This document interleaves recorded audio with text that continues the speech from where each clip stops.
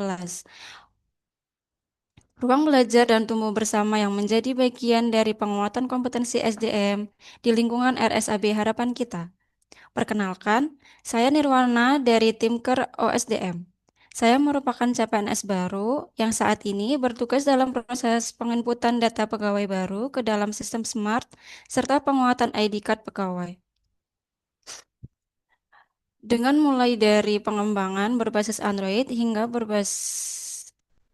website, saya berharap dapat berkontribusi dalam mendukung transformasi digital di SDM di RSAB Harapan Kita. Saya akan memandu acara inspiratif ini selama kurang lebih 45 menit ke depan. Hari ini kita akan membahas topik yang sangat relevan dengan kehidupan kerja kita sehari-hari, yaitu psychological safety, growing trust, and openness at work. Setiap orang tentu mendambakan lingkungan kerja yang nyaman, penuh kepercayaan, dan saling mendukung. Tempat di mana setiap suara didengar, setiap ide dihargai, dan setiap orang merasa aman untuk menjadi dirinya sendiri. Namun, suasana seperti itu tidak muncul begitu saja. Ia tumbuh melalui rasa saling percaya, keterbukaan, dan keberanian untuk menghargai perbedaan. Psychological safety bukan sekadar soal komunikasi, tetapi tentang cara berpikir, sikap saling menghargai, dan konsisten dalam menciptakan ruang aman bagi semua.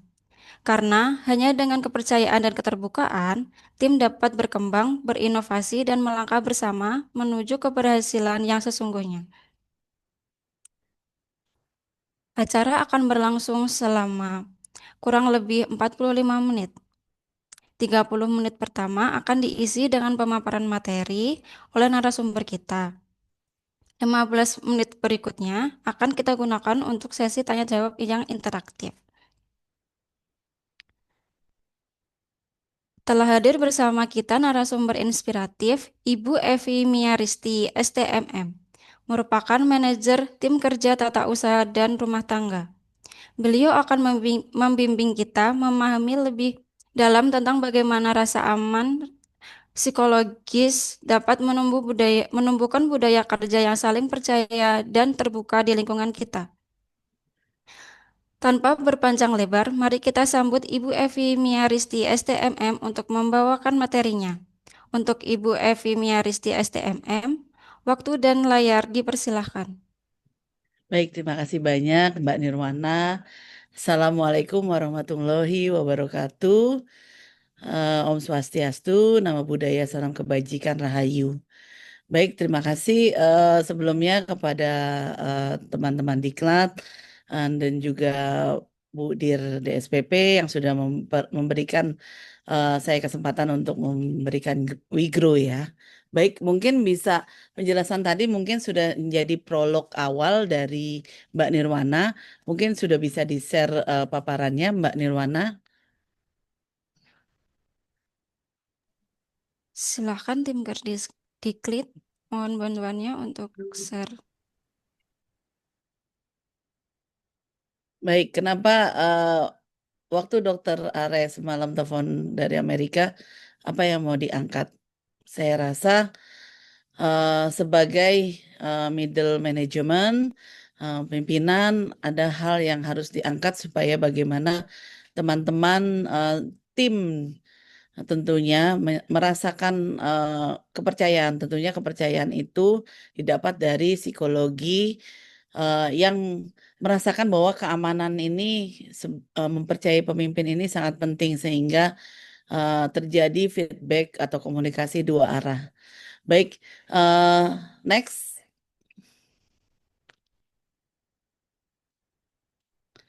Nah, ini kenapa saya outline-nya adalah bagaimana menciptakan tim yang strategi tim yang efektif dan juga bagaimana mencapai dengan tim yang efektif tentunya kinerja juga maksimal dan juga bagaimana kolaborasi dan produktivitas tim di sini dikembangkan oleh pemimpin. Nah, dan juga keselamatan bagi tim serta refleksi bagaimana memahami, memperbaiki hubungan dalam tim.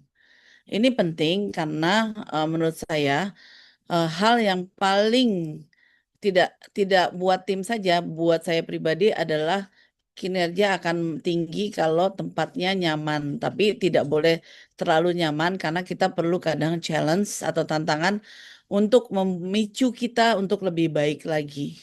Next. Nah, kenapa saya angkat psikologi safety? Manfaatnya apa sih bagi RSAB Harapan kita?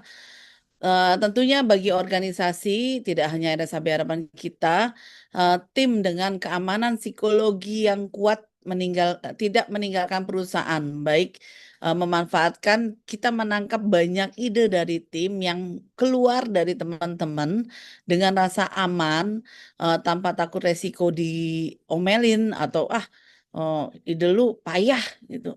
Nah, itu tanpa takut seperti itu dan juga dapat menghasilkan goal bagi perusahaan dan juga lebih efektif karena memang ide-idenya brilian itu ditangkap dari tim kita sendiri. Next. Nah, ini dari Amise Edmondson, di mana eh, organisasi yang tidak takut menciptakan psikologi safety di tempat bekerja itu memberikan kesempatan bagi tim memberikan pembelajaran, kesempatan belajar untuk tim, terus juga berinovasi dan bertumbuh. Sehingga seperti yang kita lihat, bahkan di kementerian pun ada kesempatan bertumbuh bagi SDM kesehatan. Nah, kita mengacu pada DO-nya keamanan psikologi seperti yang disampaikan Mbak Nirwana tadi di prolog bahwa bagaimana tim kita merasa aman, tidak dipermalukan, tidak disalahkan pada saat mengutarakan ide, inovasi, pertanyaan, tidak perlu khawatir untuk tumbuh, mau belajar, mengungkapkan isi hati, curhat, tapi curhatnya juga bukan curhat yang terlalu berlebihan ya, tapi memang curhat yang memberikan eh, ruang tumbuh bagi organisasi mencapai goalnya, goal dari tujuan organisasi. Nah, ini banyak hal yang mungkin kita tidak sadari dengan kesibukan kita sebagai pemimpin, kita lupa memberikan ruang tumbuh bagi teman-teman untuk listener. Kalau saya melihat Pak Menkes pada awal dia menjabat, dia memberikan ruang tumbuh kepada kita. Dia panggil semua yang muda-muda, dia panggil yang spesialis. Dia dengarkan apa sih masalahnya. Sehingga yang mengungkapkan curcolnya, ini menggebu-gebu dia. Sehingga Pak dari pimpinan tahu, oh ternyata kurangnya apa ya? Oh apa yang mesti saya perbaiki ya? Oh yang prioritas apa ya? Ternyata dari curcol tersebut, dari ide-ide tersebut ini akan menjadi suatu tantangan dan challenge bagi kita untuk memperbaiki dan menuju goals yang lebih baik bagi kesehatan masyarakat Indonesia. Next. Nah, ini psikologi safety, keamanan psikologi merupakan pandangan seseorang tentang seberapa mengancam atau menguntungkan mengambil risiko interpersonal di lingkungan kerja. Perasaan aman, menyuarakan ide, bertanya pertanyaan, dan menyampaikan pandangan tanpa rasa takut akan dihukum dan diolok-olok. Jujurnya waktu kemarin di Cina, kalau boleh sharing, saya sempat curhat ke Pak Dir DLO. Mohon izin Pak, ternyata di sini 700 orang peserta. Pesertanya itu adalah profesor, PhD dan doktor akademisi. Saya agak ketir juga. Saya pikir orang Cina yang kita cuap-cuap coba bahasa Inggris dia nggak ngerti masa bodoh teing lah gitu. Ternyata dari seluruh dunia saya kaget dan memang agak jiper waktu itu. Tapi alhamdulillah setelah saya speech dengan doa dari teman-teman di grup, Pak Dir menyampaikan di grup dan teman-teman mendoakan saya. Ternyata begitu turun dari forum dan tanya jawab, mereka menyalami, mereka appreciate kepada kita gitu di Indonesia. Bahkan salah satunya dari Mongolia ini, eh, saya tidak nyangka kalau misalkan dia menyamperi saya spesial, dia cuma mau bilang, You are inspire me. Eh, eh, Bahkan dia sampaikan ini di IG-nya dia gitu. Eh, Sebenarnya waktu itu temanya adalah female leader, global female woman leader in clinical engineering. tapi adalah tantangan bagaimana eh, menciptakan rasa aman dan bagaimana nantinya tim mencapai goal yang terbesar. Tentunya saya hanya menyampaikan waktu pertanyaannya ke saya adalah satu, bagaimana menciptakan eh, leadership seiring dengan komunikasi. Nah, waktu itu saya hanya menjawab satu. Saya bilang komunikasi harus dua arah, tapi bagaimana mencapai dua arah itu? Tentunya menciptakan rasa ruang nyaman bagi tim untuk bercerita, untuk percaya kepada kita. Walaupun mungkin kepercayaan tidak akan 100%, kepercayaan kita sama Allah lah itu. Tapi di situ saya bilang satu adalah cita-cita saya adalah menciptakan pemimpin baru yang lebih baik dari saya. Jadi, seorang pemimpin akan bangga kalau timnya menjadi pemimpin yang lebih baik dari dia. Jadi, eh, saya tidak akan bangga kalau seorang pemimpin justru eh, tidak menciptakan hal yang tidak benar. Memang kita semua tidak ada yang sempurna, tapi setidaknya kita menjadikan diri kita lebih baik dari hari ini, lebih baik ke depannya dan ke masa depan lain. Lalu, yang lebih baik lah. Oke, next. Nah, ini keamanan psikologi mengutip dari Timothy Clark bahwa bagaimana teman-teman bisa saya simpulkan bisa rasa aman, tidak takut. Ah, nanti gue ngasih ide, gue yang ngerjain. Gue juga yang disalahin. Nah, ogah ah, gue ogah ngomong. Nah, ini yang sering terjadi pada tim kita. Mendingan lo aja deh, gitu. Biar nanti tanggung jawabnya di lo. Nah, inilah yang mesti kita rubah budaya. Ini adalah kolaborasi antara culture dari OSDM dan juga tim kita. Nah, tentunya mengutip Jack Ma, tidak ada pemimpin yang sempurna. Yang ada, Jack Ma bilang, saya tidak sempurna sebagai pemimpin, tapi saya memanfaatkan, saya membudidayakan, saya menggunakan tim saya yang lebih pintar dari saya. Supaya apa? Membackup saya untuk goals perusahaan. Jadi teman-teman, pemimpin itu bukanlah orang yang dewa, tapi pemimpin itu membutuhkan teman-teman, teman-teman beride, berinovasi. Tentunya kita mendukung, mensupport sebagai pimpinan. Apa yang bisa kami berikan kepada teman-teman, eh, sehingga teman-teman bisa lebih maju daripada kami, pemimpin yang sudah ada gitu. Jadi keamanan psikologis menciptakan lingkungan yang mendukung kolaborasi, inovasi, dan pembelajaran berkelanjutan. Tentunya saya kasih satu contoh lagi. Waktu ke Cina, saya barengan dengan teman SDM yang ada di Kemenkes, sorry, bukan SDM ya, di Pusat Kebijakan Strategi dan Tata Kelola Kesehatan Global Kementerian Kesehatan. Apa yang dia ceritakan? Bih, waktu gua baru pindah, lu tahu nggak hasil MCU orang-orang di situ? Kenapa, Mbak? Semua 60% timnya stres, kejiwaannya terganggu. Jadi ini pentingnya work-life balance. Ini pentingnya bagaimana tim kita, kesejahteraan mental teman-teman kita tidak stres, bagaimana kita meningkatkan kepuasan kerja karyawan kita, kita memberikan ruang untuk mendengar apa keluhannya, apa yang bisa kita lakukan di sela-sela kesibukan kita sehingga goals kita dan goals ide dari teman-teman bisa tersalurkan sehingga ini baik bagi perusahaan. Next.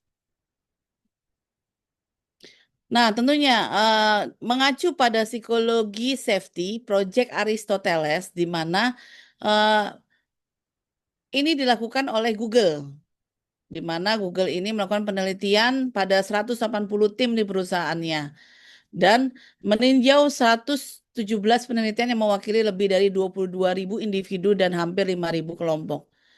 Apa yang dilakukan oleh Google? Google membuktikan bahwa keamanan psikologi adalah faktor tunggal terpenting yang membedakan tim berkinerja tinggi dari yang lain. Meskipun komposisi tim seperti latar belakang, pendidikan, senioritas itu dianggap penting, ternyata cara tim berinteraksi lebih berpengaruh terhadap kesuksesan. Jadi, teman-teman memang ini agak sedikit gini. Kadang-kadang secara pribadi pun aku bilang gini, ah ini teori banget. Tapi ternyata gini, saat kita jalanin, oke, ternyata teman-teman kita butuh support ya. Oke, oh iya ternyata mereka ada ide ya yang lebih dari kita yang kita tidak pernah pikirkan. Dan kita tidak pernah menangkap itu gitu. Sebenarnya kita sudah punya role model. Ya memang Pak Menkes tidak, maksudnya ada hal-hal yang eh, semua pemimpin tidak sempurna, tapi dia mau mendengarkan dan menangkap apa yang menjadi keluhan teman-teman, apa yang bisa menjadi ide baru yang tidak terbayang oleh Pak Menkes, apa yang menjadi oh oke ini prioritas gua gitu loh. Oke, ini gue tindak lanjutin gitu sehingga ada rasa percaya terhadap pimpinan. Next. Nah, ini bagaimana psikologi safety menciptakan high performance team. Memang semua tidak ada yang mudah dalam menciptakan tim yang ideal. Apalagi kita tahu kalau di Google kita lihat perkantorannya udah work-life balance dan mereka gajinya juga luar biasa tinggi gitu kan.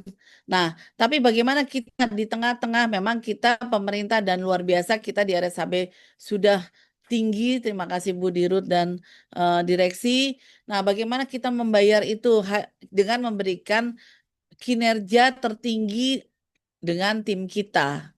Nah, jadi dari hal-hal yang paling prioritas dari yang benar-benar prioritas sampai yang bawah adalah sebenarnya yang paling pertama adalah psikologi safety gitu.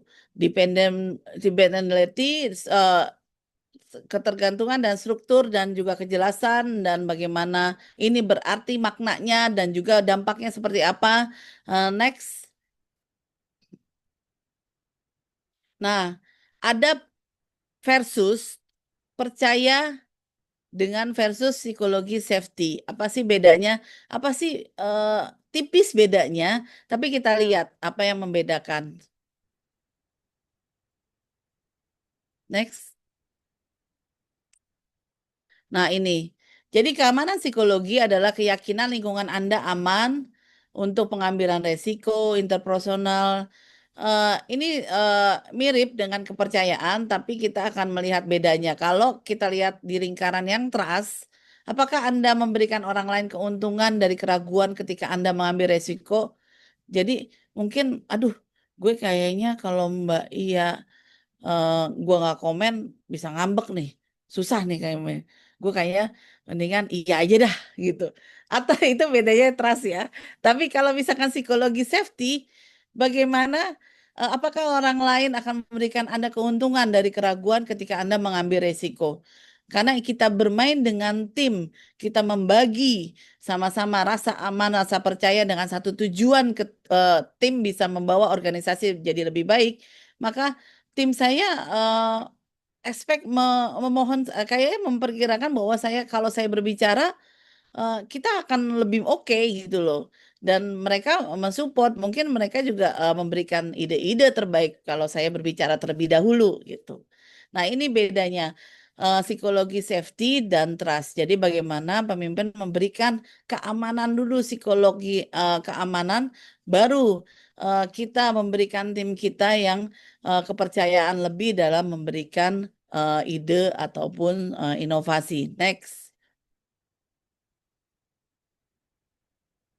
Nah, ini trust vs psikologi safety. Nah, ini pertanyaan buat teman-teman dan kita semua sebenarnya, persepsi individu dan kelompok. Bagaimana perasaan Anda terhadap kepercayaan kepada rekan Anda atau atasan Anda? Nah, ini saya bertanya-tanya juga, tapi kita tentunya sekali lagi tidak ada yang sempurna. Kita semua kadang naik turun, tapi satu bahwa organisasi atau kelompok adalah yang paling utama untuk tujuan goal yang lebih baik sehingga tim mau itu gue nggak suka loh pribadi tapi ini organisasi ya kita bareng-bareng itu kita profesional. Nah, gue dengerin ide lu gitu. Tapi dan juga pertanyaan kedua adalah di dalam tim atau departemen Anda, apakah Anda percaya bahwa aman untuk mengambil resiko antar pribadi seperti berbagi pendapat yang berbeda, mengakui kesalahan tanpa rasa takut? dan akan konsekuensi negatif. Nah, ini pertanyaan-pertanyaan ini yang kita tanyakan kepada diri kita sendiri dan bagaimana kita merubah culture kita sehingga sebenarnya di balik semua kekurangan itu ada tujuan goals perusahaan yang harus kita penuhi, target yang perlu kita penuhi. Kalau di pelayanan tentunya bagaimana menciptakan tidak hanya tim kita tapi pasien. Bagaimana kita memberikan rasa aman ke pasien gitu. Kalau misalkan eh, saya berkunjung waktu kemarin di Cina, kita memberikan dari awal ini memang semua itu kita benchmark untuk yang lebih baik. Jadi memang rasa dari senyum saja, dari sapa saja, dari caring saja itu merupakan sesuatu yang bermakna dan memberikan dampak besar bagi eh, kepuasan pasien atau bagaimana pengalaman experience pasien. Nah, tentunya ini penting kalau di manajemen seperti kami memang tentunya kadang namanya manusia lagi bad mood atau lagi apa, tapi saya berpikir saya adalah pelayan, saya bukan bos, saya leader, saya pelayan masyarakat. Highlight itu. Jadi saya pelayan stakeholder internal saya siapa, stakeholder eksternal saya siapa. Jadi tidak ada lagi kalau kata Pak Menteri, waktu dia memberikan speech, kalian ini bukan bos ya, ingat itu. Kalian leader. Jangan berusaha memposisikan kalian sebagai bos. Kalian itu pelayan masyarakat. Jadi bedakan itu, rubah itu mindset kalian. Kultur budaya itu tolong diciptakan bahwa kalian adalah pelayan masyarakat bukan bos. Itu. Next. Nah, bagaimana sih nanti psikologi safety outcomes-nya seperti apa? Next. Tentunya saya singkat dulu bahwa outcome-nya adalah mendorong kolaborasi dan inovasi dari tim kita, meningkatkan kesejahteraan mental tim kita, menciptakan lingkungan yang aman, dan tim menghargai keberagaman pengalaman dan keahlian setiap individu. Next. Nah, ini outcome-nya, tambahannya kita bisa sharing. Eh, waktu saya izin sharing, eh, saya bertanya sama duta besar Amerika waktu itu di public speaking. Saya bilang, kalau pemimpin kita banyak masalah, target kita tidak tercapai. Bagaimana cara kita menstrategikan apa yang mesti kita lakukan? Gitu. Dia jawabnya satu, dia bilang jangan beri bos kamu atau jangan beri atasan kamu masalah. Oke, memang sudah ada masalah, tapi kasih solusi atas masalah tersebut. Walaupun yang terburuk, kasih solusi. Jadi jangan pernah, bos, nih ada masalah, gue nggak tahu dah solusinya. Tidak, tapi oh iya Pak, ini ternyata target tidak tercapai. Tapi saya punya strategi atau ide. Oh ini solusi saya seperti ini Pak. Ini satu, dua, tiga. Apakah bisa diterima? Kalaupun tidak diterima, ya setidaknya kita sudah mengutarakan, sudah memberikan solusi atas permasalahan yang memang targetnya belum tercapai. Nah, itulah dan juga sebenarnya engage, bonding dengan atasan. Ya, ini memang eh, kita tahu bahwa atasan kita punya target juga yang lebih besar dari kita. Jadi kadang memang kita harus memposisikan diri kita memang, ayo kita sama-sama profesional. Mudah-mudahan kita sama-sama intinya buat RSAB ke depannya. Kedua adalah kepuasan yang didapat dari tim. Walaupun semua kepuasan itu tidak pernah bisa terukur puas, pasti orang akan kurang terus. Tapi setidaknya kita belajar bersyukur bagaimana caranya bahwa kita sebenarnya kalau kita melihat atas terus tidak akan pernah cukup kepuasannya. Tapi kita melihat ke bawah, oh iya ada yang perlu kita bantu ya. Oh iya ternyata selain diri kita ada masyarakat loh. Oh iya kita tidak boleh egois akan diri kita. Bagaimana kalau mereka di posisi kita di posisi mereka? Nah, itu yang perlu kita syukuri. Dan juga kita bisa belajar lebih baik lagi dari kesalahan-kesalahan kita. Tidak tidak apa-apa. Eh, Salah itu sering. Salah itu is okay, bukannya sering. Tapi kita belajar dari kesalahan. Setidaknya kita belajar memperbaiki lebih baik lagi dari hari ke hari. Dan juga engage kita menjadi dengan teman-teman menjadi lebih dekat karena sebenarnya lebih banyak kita dengan keluarga kita di kantor daripada keluarga kita di rumah. Kita cuma Sabtu Minggu di rumah dengan keluarga kita, tapi Senin sampai Jumat itu kita di kantor. Dan outputnya apa sih? Peningkatan kinerja bagi organisasi. Next.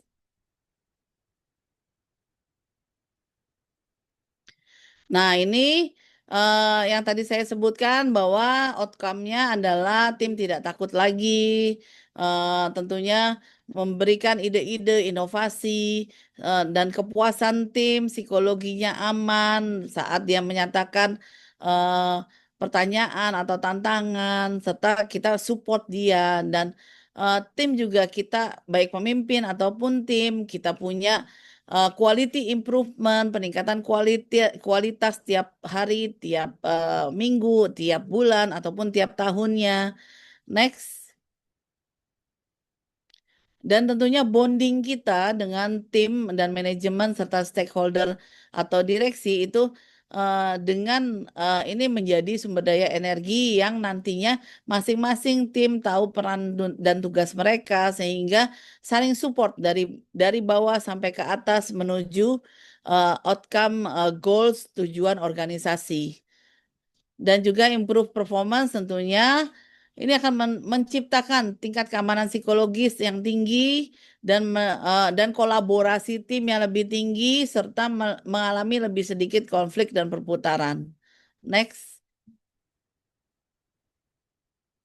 Nah, ini kalau psikologi safety, uh, when you have it, when you don't. Jadi kadang, oh iya, kita melihat bahwa kita pernah salah nih. Oh, apa yang mesti kita lakukan supaya kita nggak salah?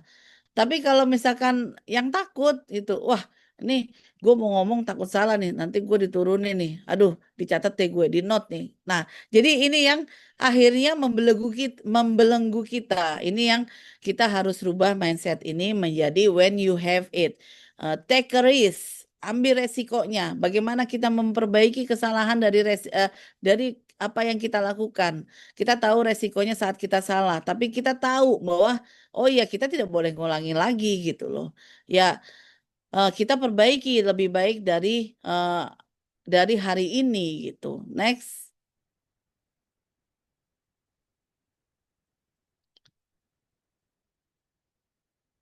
next.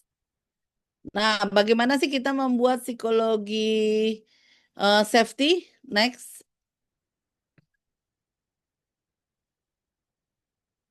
Nah, kita sebagai pemimpin, setidaknya tim kita adalah pemimpin bagi diri kita sendiri. Kita pemimpin bagi tim, kita pemimpin bagi organisasi. Bagaimana kita merancang tugas dan tanggung jawab kita, memanfaatkan kekuatan kita dari tim. Bagaimana kita memanfaatkan tim kita dengan optimal, mempelajari seperti yang Bu Nur bilang dari talent DNA. Mungkin kita salah menempatkan orang di posisinya sehingga begitu dipetakan, oh ternyata begitu pindah di tempat ini dia maju loh ya.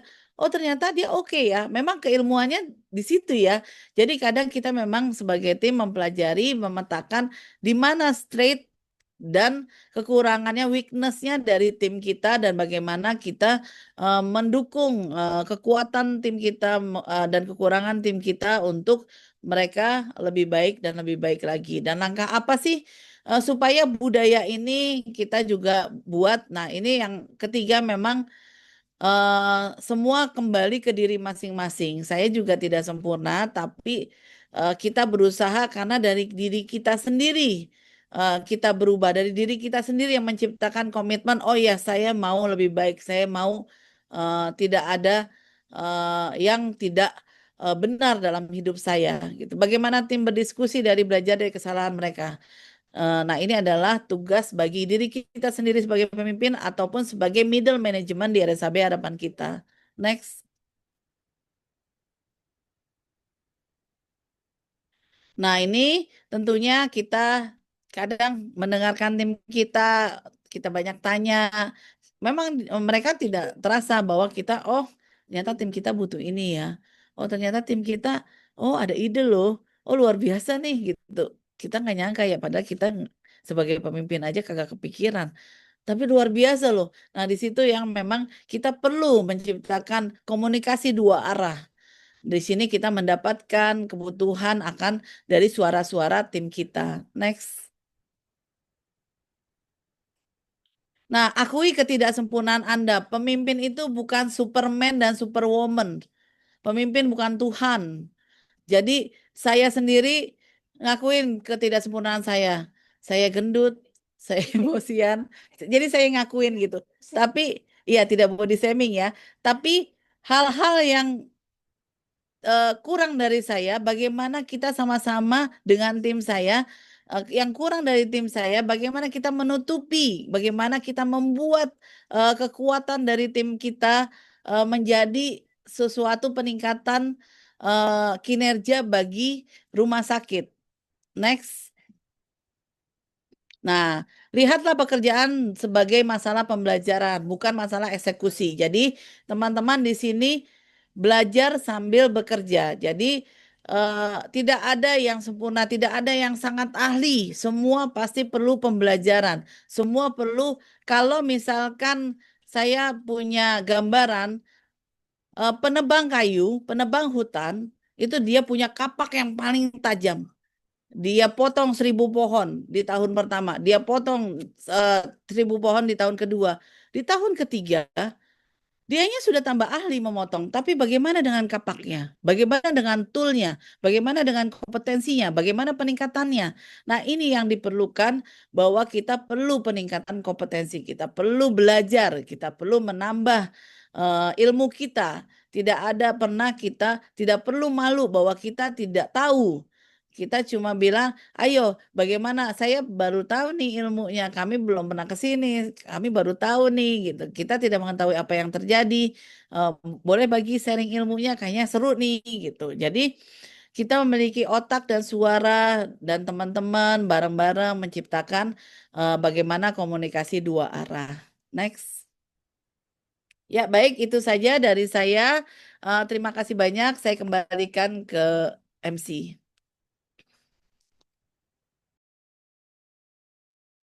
Baik, terima kasih banyak Ibu Evi atas penyampaian materi yang sangat insightful. Sekarang kita memasuki sesi kedua, yaitu tanya jawab interaktif. Silahkan bagi Bapak Ibu yang ingin bertanya, silahkan untuk bisa raise hand atau menuliskan di kolom chat. Sudah ada Bu Dina yang raise hand, boleh di on mic.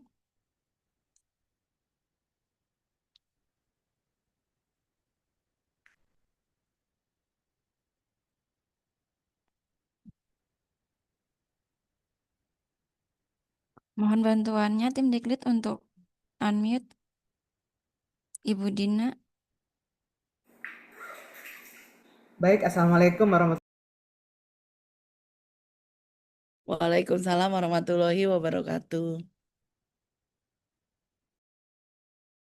wabarakatuh. Selamat Mbak Evi, presentasinya bagus sekali.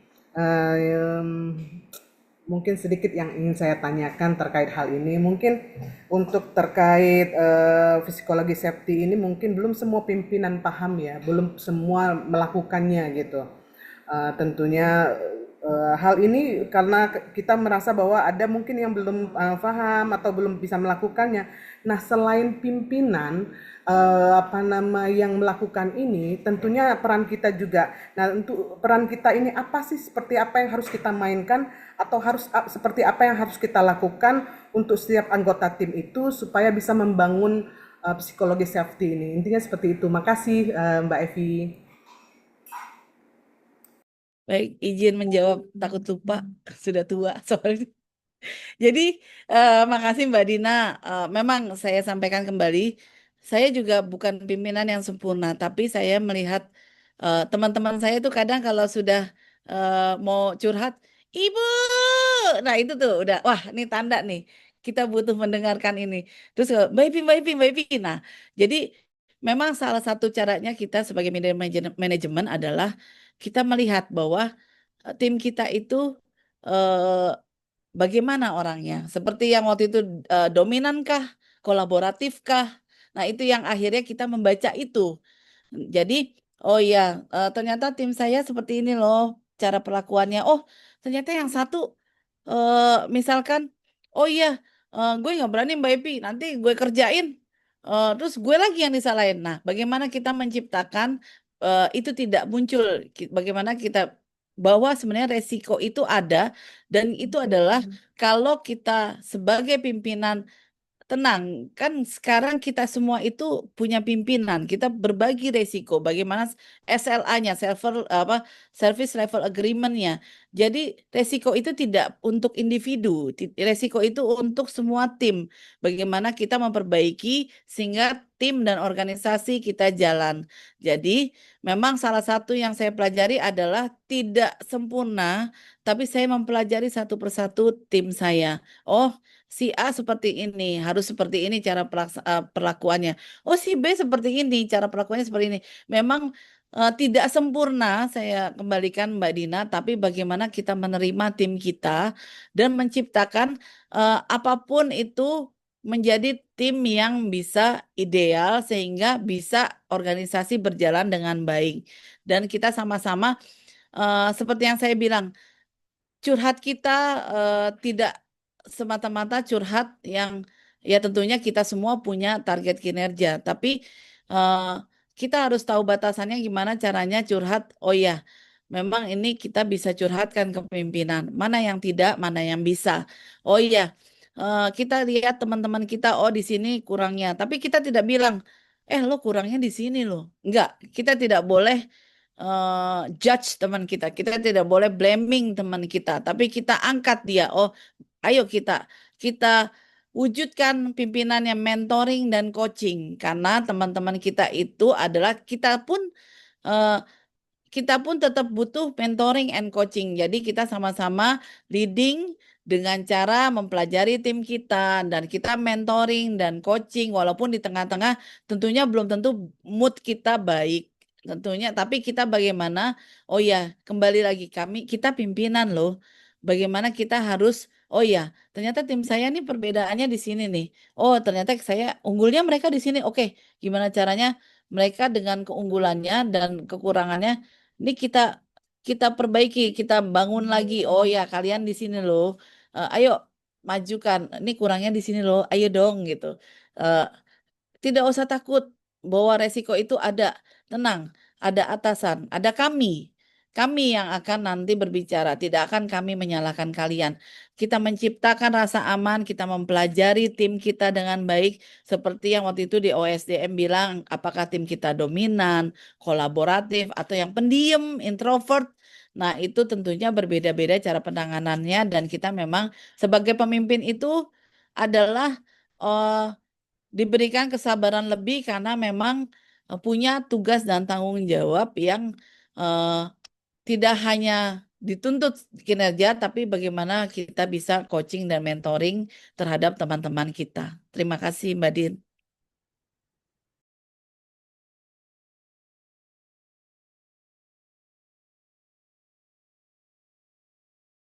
Silahkan Bu Radia untuk menyampaikan pertanyaannya. Nggak boleh nanya. Ya, baik. Terima kasih, Mbak Nirwana. Hai, Mbak Evi. Ya, nanyanya Ya, di kafe aja boleh nggak? baik. Terima kasih Mbak Evi atas pemaparan yang sangat menarik pada pagi hari ini. Kemudian satu lagi juga terima kasih juga karena sudah bersedia ditodong untuk jadi narasumber di Grow di sesi 18 hari ini. Luar biasa banget ya pemaparannya ya teman-teman karena antusiasme teman-teman untuk bertanya di kolom chat aja sudah antri loh Mbak. Jadi nggak salah kan kalau narasumbernya hari ini Mbak Evi ya. Nah, terkait materi yang Mbak Evi sampaikan hari ini mengenai pentingnya menciptakan lingkungan yang aman secara psikologis di tempat kerja, kalau ini tuh sudah berjalan dengan baik, tentu di balik itu juga kita meyakini ya Mbak bahwa sebetulnya keberanian untuk berbicara itu dalam menyampaikan pendapat juga menjadi salah satu tanda bahwa keterbukaan tuh sudah mulai tumbuh gitu. Dan ini artinya kan baik untuk budaya kita begitu. Namun dalam prakteknya masih ada atau tidak semua anggota tim itu merasa cukup nyaman untuk bersuara. Seperti contoh-contoh yang tadi Mbak Evi sampaikan juga sebagai case-case kecil gitu.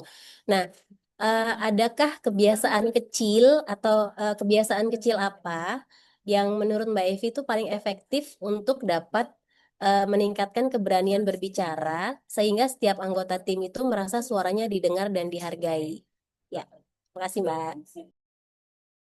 Ya, terima kasih banyak Mbak Iya. Memang di tim TURT pun tidak semua terbuka. Ada yang memang tiap hari curhat, ada yang memang pendiam, bermacam-macam orang dan perilaku gitu ya. Seperti yang Mbak Iya sampaikan, tapi memang sebenarnya kalau saya melihat berakhlak ini adalah kuncinya. Jadi kalau OSDM mempersyaratkan ada pertemuan berakhlak, disinilah teman-teman bisa nanti sebagai pemimpin mungkin bisa, ayo ada yang mau ditanya, ada ide, ada yang perlu diperbaiki. Nah, memang tidak ini sangat teoritis, tapi pelan-pelan kita buka itu. Pelan-pelan, tidak semua pemimpin bisa dengan bawahannya yang 200 orang, 200 orangnya kita dengerin, tidak juga. Tapi setidaknya kita sekali setiap ada briefing atau berakhlak, rapat berakhlak, itu kita sampaikan dan kita tidak boleh egois. Kita tidak boleh eh, dengan oh pokoknya kita beda-bedain ini kelompok gua kayaknya yang ada nih yang kelompok jamu. Wah, ini yang gua kasih berakhlaknya tinggi. Oh, itu yang diem aja. Ah, berakhlaknya gua kasih jelek enggak. Atau misalnya gue nggak mau dengerin dia. Tidak. Justru kita adalah keluarga. Saya selalu mungkin kalau saya bisa kasih gambaran eh kalau eh, ki- kalau saya prinsipnya adalah tim saya keluarga saya. Jadi kalaupun keluarga saya lah yang salah. Karena apa? Saya tidak pernah mendengarkan mereka. Mungkin mereka udah warning saya, tapi saya tidak tidak bisa apa saya tidak dengarkan itu. Mungkin saya miss atau bagaimana. Itu sebabnya kalau teman saya yang pertanyaan Mbak Iya tadi pendiam bagaimana? Kita deketin. Memang eh, ini tidak seperti menggoreng tempe. Balik-balik jadi tidak, tapi dikit-dikit menanyakan kabar, bagaimana Mbak, itu sehat Mbak. Nanti deketin lagi Mbak, gimana? Ada masalah nggak? Jadi memang tidak sampai yang harus intens sekali, tapi dikit-dikit, perlahan, per waktu. eh, yang namanya sifat atau sifat itu tidak seperti kita membalikan tadi tempe langsung jadi, tapi memang sifat itu kan mesti dibuka. eh, Kalau teorinya batu itu ditetesin air lama-lama pecah juga gitu. Ya teorinya seperti itu, tapi memang seperti yang saya sampaikan, Mbak Ya, saya pun masih belum sempurna. Jadi, saya masih mempelajari juga seperti yang mungkin teman-teman Mbak Ia lakukan. Tapi setidaknya saya bilang gini sama tim saya, kita boleh beda kepala, kita boleh bermusuhan atau misalnya gini, Mbak Epi, gue nggak suka lo terlalu ini kayak gini. Mbak Ia, gue nggak suka kayak gini. Tapi itu di dalam tim kita saja, di TURT saja, tidak boleh keluar. Karena apa? Kalau sampai keluar itu tidak baik kalau menurut saya. Karena apa? Yang lain cuma bilang, ih kasihannya kok bisa ya kayak gitu ya. Ih kok pimpinannya bisa ya kayak gitu. Tapi saya minta sih ini masalah keluarga, keluarga kita yang menyelesaikan. Karena tidak mungkin orang lain menyelesaikan. Kecuali memang kita butuh kolaborasi dari tim lain. Baru kita kolaborasikan dengan tim lain. Itu sih Mbak Iya. Intinya saya juga masih pembelajar Mbak Iya. Terima kasih Mbak Iya. Terima kasih Mbak Evi. Baik, Bu Evi. Sudah ada beberapa pertanyaan dari kolom chat. Yang pertama dari Dr. Agung. Osman say, expert team is different from team of expert. How can we build extreme expert team or upgrade our team becoming one? Silakan Bu Evi. Ini pertanyaannya berat ya. Terima kasih Dokter Agung. Jadi baik di tim di RSAB, baik tim di OP, eh, saya mempelajari satu hal bahwa semua tim, baik saya atau tim saya tidak ada yang sempurna. Tapi bagaimana membuat tim kita menjadi expert. Saya rasa jawabannya seperti yang saya sering lihat-lihat IG Jack Ma. Saya pikir oh ya keren juga nih orang ya. Memang pimpinan kan memang bukan orang yang superwoman dan superman ya, yang seperti saya bilang. Ada kekurangan-kurangan, ada ya kita tidak semua tahu ilmu. Tapi bagaimana eh, Jack Ma itu menciptakan saya cari orang yang lebih dari saya. Saya cari orang yang keilmuannya lebih dari saya sehingga menciptakan tim yang nantinya tujuan organisasi organisasi saya bisa tercapai. Bagaimana kalau tim kita ternyata di bawah kita misalkan? Tentunya Tentunya itu tugas kita sebagai pemimpin bagaimana meningkatkan kompetensi mereka. Bagaimana meningkatkan keilmuan mereka sehingga mereka bisa lebih dari kita. Sehingga mereka bisa menciptakan kinerja yang lebih baik dari kita. Sehingga kita sama-sama eh, dengan mereka berjuang sehingga eh, bisa tujuan organisasi tercapai gitu. Memang eh, tidak ada yang sempurna tim, tapi setidaknya eh, kita tahu bahwa tim kita lah yang paling baik, tim kita lah yang paling expert di tengah-tengah bahwa kita punya kekurangan. Itu sih dok kalau menurut saya. Terima kasih dok. Baik, pertanyaan berikutnya dari kolom chat dari Oke, Mbak Claudia. Terima kasih Bu Evi atas sharingnya. Pertanyaan saya, bagaimana psychological safety dapat membantu pegawai yang merasa overwhelmed dengan tekanan kerja di rumah sakit, apalagi dengan ritme kerja yang hampir 24 per jam? terima kasih Mbak Claudia. Seperti yang saya infokan, waktu saya ke Cina, saya bareng teman saya yang dari Pusat Kebijakan Strategi dan Tata Kelola Kesehatan Global Kementerian Kesehatan, di mana yang 24/7 is working. Jadi tentunya eh, kita harus tahu batasan. Kadang semua manusia punya titik jenuh. Itu sebabnya kita di Kementerian Kesehatan pun ada work-life balance. Tentunya di RSHB pun juga eh, seperti Pak Dir membuat nantinya gym yang lebih besar. Itu merupakan salah satu strategi untuk para karyawan itu work-life balance. Tentunya misalkan ada gathering, eh, ada peningkatan kompetensi bagi diri dia sendiri, terus ada yang peningkatan public speaking.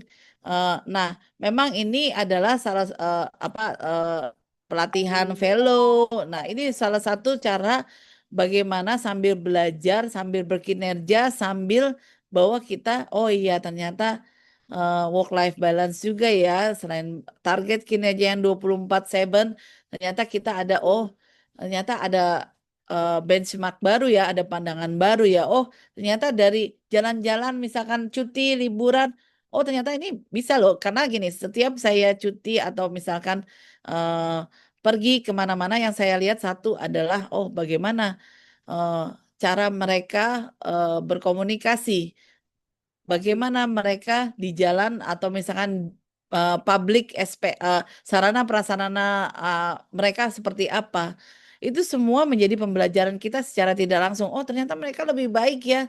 Gitu. Oh, bagaimana ya kita supaya bisa lebih baik.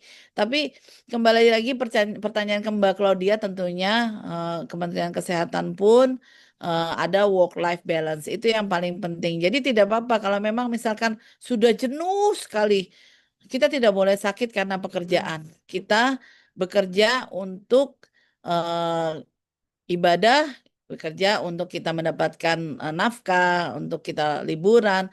Tapi tentu bekerja semakin kita berkinerja, semakin kita lebih baik lagi. Jadi memang kita butuh work-life balance. Itu sih.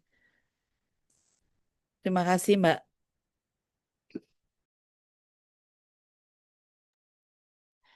Pertanyaan berikutnya dari Mbak Yuni Rahmadina dari tim kerja TURT.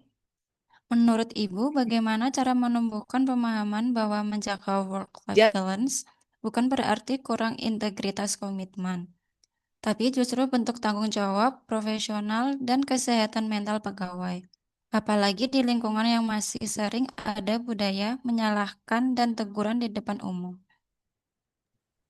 baik, kadang gini, eh kita mengingatkan teman yang tidak baik itu bagus. Karena apa? Kadang sesuatu yang kalau misalkan sesuai aturan dia kena hubdis lebih besar. Jadi kadang kita mengingatkan tidak selalu dengan cara yang baik karena melihat apakah ini bisa diterima dengan baik atau tidak. Tapi merubah culture itu kadang tidak selalu menyenangkan hati orang lain, memuaskan hati orang lain.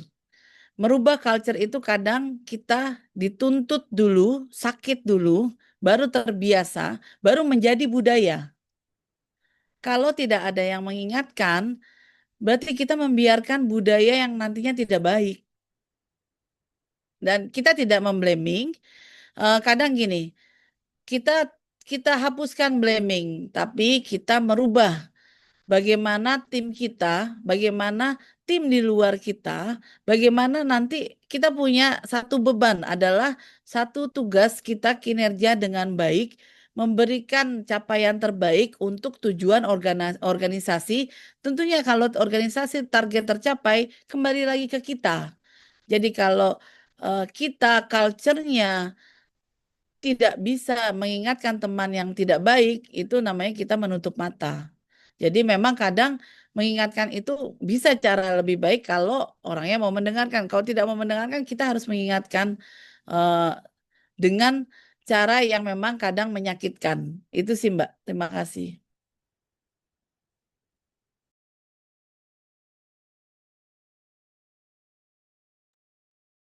Pertanyaan berikutnya dari Pak Ya, Denny Taha dari tim Keryanjang.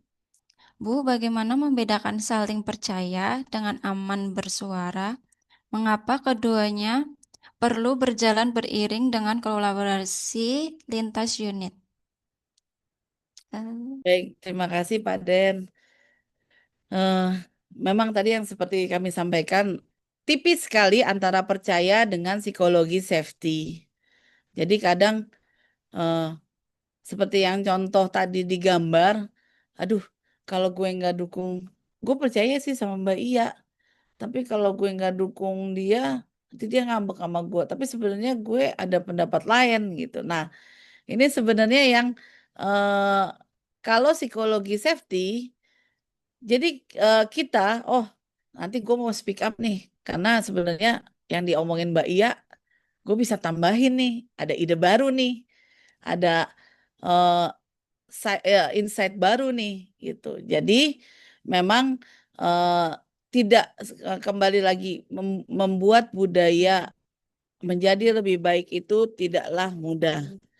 Tentunya itu menjadi kita perlu kolaborasi dengan SDM menciptakan rasa aman, tapi tidak boleh aman yang terlalu nyaman. Tetap kalau misalkan Mbak lihat di IG ada pekerja dari Amerika dia bilang gini, kalau ketemu pekerja Indonesia, dia selalu mencari orang-orang Indonesia, dia vlogger, dia ngomong kalau ketemunya adalah dia highlightnya ada say what gitu. Kalau menyapa orang Indonesianya, dia bilang gini, saya adalah manajer hotel di New York. Saya sudah dalam posisi yang paling tinggi, dia bilang gitu, sebagai manajer. Tapi saya keluar. Saya hempaskan rasa aman saya hempaskan rasa nyaman saya.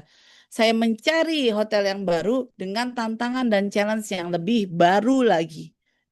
Jadi tidak boleh juga terlalu nyaman dan aman, tapi kita tentunya mengambil resiko atas diri kita sendiri. Kita mengambil resiko apakah kita mau maju. Apakah kita mau di sini saja dengan keadaan yang gini-gini aja yang memang sudah oke udah nyaman apa yang lagi yang gue cari itu. Nah, itu kembali lagi ke diri masing-masing. Itu sih Mbak, terima kasih. Bu Evi, Pak Kamal ingin bertanya. Silakan Pak Kamal untuk bisa on mic. Waduh, Mohon bantuannya tim Diklit untuk on mic Pak ini Kamal.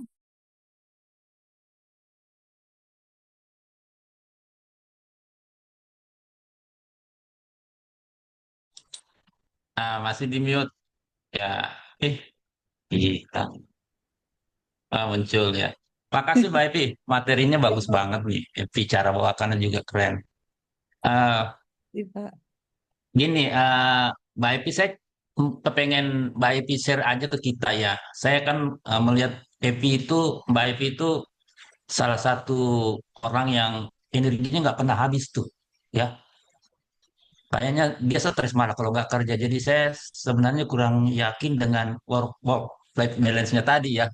Karena rasanya dia mikirin kerja terus tuh. Nah, nah, yang saya mau nanya, eh, gimana sih Evi tuh jaga energinya itu nggak pernah luar biasa gitu, dan saya melihat kan ini juga ya, positifnya itu selalu mau berkontribusi ya, setiap apa aja pekerjaan eh, mau gitu ikut.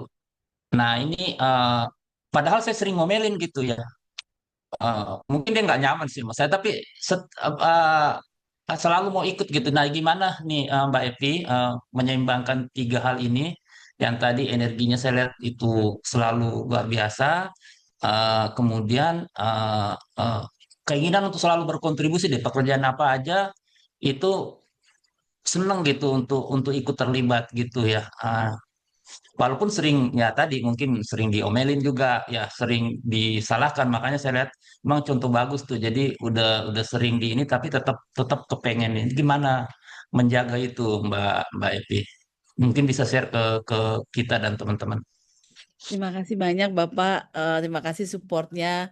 Seperti yang Epi sampaikan di awal, kalau Bapak nggak mendoakan Epi kemarin yang di Cina, mungkin Epi juga sudah agak down gitu. Itu yang pertama. Yang kedua, izin Bapak kalau boleh sharing, tahun 2024 itu Epi divonis kanker rahim.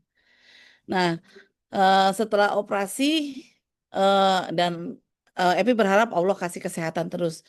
Nah, di situ Epi sama Allah bilang bahwa apa sih yang bisa saya perbuat bagi selama saya masih bisa hidup, saya dikasih kesempatan hidup, apa yang saya bisa berikan untuk eh, orang lain, di keluarga, diri sendiri, keluarga dan orang lain. Selama saya sehat, bisa menjaga diri, apa yang bisa saya kontribusikan? Itu Pak yang membuat saya eh, mau berusaha menjadi orang yang lebih baik. Itu sih Pak. Terima kasih Pak. Itu Pak, karena saya dikasih kesempatan sama Allah, eh, kesempatan kedua Pak gitu. Jadi saya harus janji sama Allah menjadi orang yang lebih baik itu Pak. Terima kasih Bapak.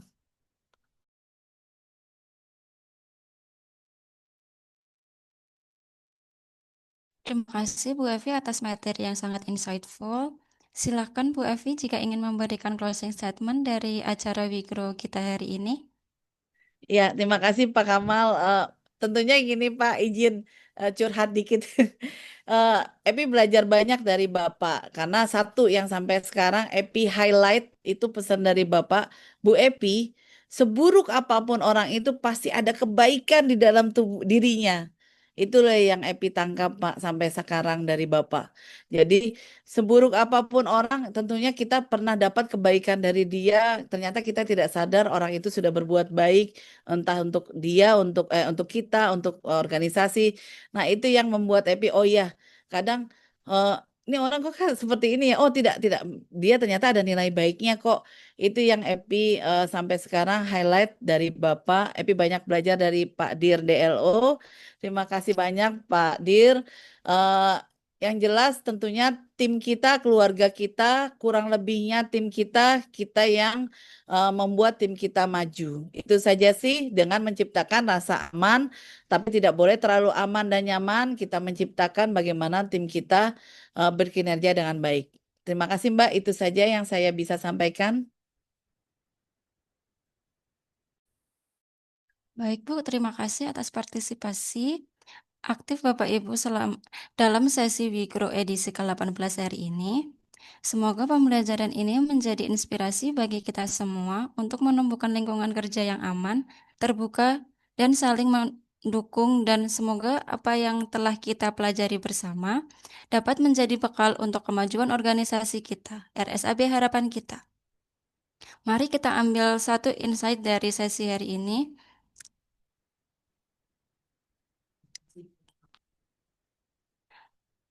Jangan lupa ajak rekan kerja lain untuk hadir di Wigro sesi berikutnya. Terus, Tetap semangat belajar dan berkembang bersama ya. Saya Nirwana, pamit undur diri. Sampai jumpa di sesi Wigro berikutnya. Assalamualaikum warahmatullahi wabarakatuh. Waalaikumsalam warahmatullahi wabarakatuh.